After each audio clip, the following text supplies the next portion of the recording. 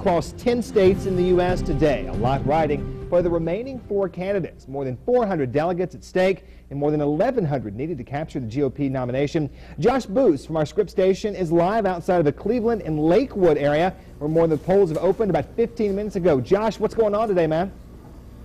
Hey, Charlie, good morning to you. I'll tell you what, 66 delegates up for grabs. Big news here in Ohio. Certainly a big day for the GOP nominees or possible nominees, if you will, looking ahead on Super Tuesday here. I'm actually at a diner right now. We wanted to talk to some people as they were coming back from voting or going to voting. The focus right now, I'll tell you, is on a big congressional race here between Dennis Kucinich and another longtime congresswoman. But the focus really, for the most part, on the rest of the country is the presidential campaign. 66 delegates up for grabs today. Now, Ohio is certainly a battleground state in the upcoming general election. The eventual GOP nominee will go against President Obama, but it also could define what candidates go forward from here, especially if there are some decisive wins tonight on Super Tuesday. The candidates, I can tell you, have been busy at diners like this one. They've been going around. The focus really on a lot of their speeches, too, especially the two frontrunners, Mitt Romney and Rick Santorum, have been the economy and jobs and what they would do,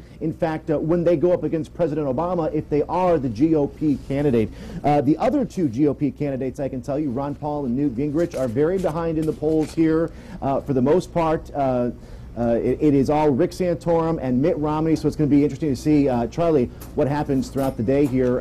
The polls right now show Romney and Santorum neck and neck in most cases. So we'll be watching closely. Back into you. All right, Josh, real quickly, a question before we let you go this morning. Sure. Spending was a big story in Michigan, and it appears Romney may be using that same tactic in Ohio. We've had reports he's outspent Rick Santorum 12-1 in your state.